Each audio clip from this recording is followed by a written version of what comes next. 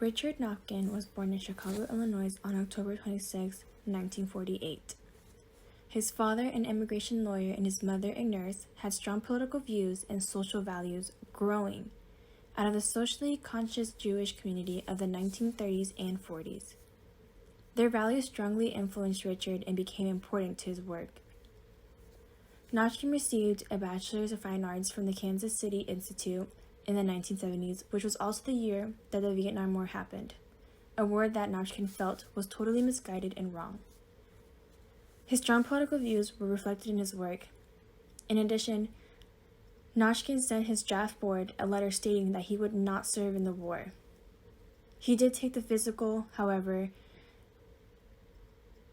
did not pass, and thus was able to pursue graduate school.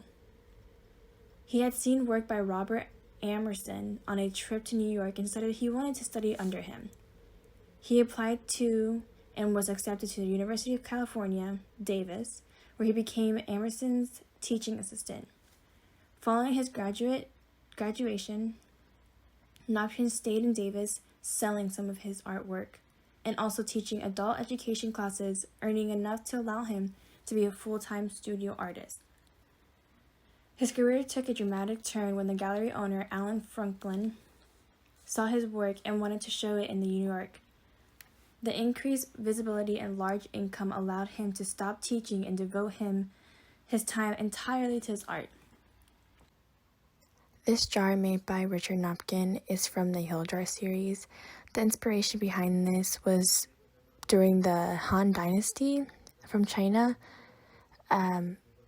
Most of his work of arts were based off of his political and social commentary, and you can kind of see it in his art like this. You can see how there's like a lot of war and anger, the dull colors, there's no colors involved in it at all. He just really wanted to show how he thought and what was his thoughts about it by putting it into his work of art, as you can see in this one specifically.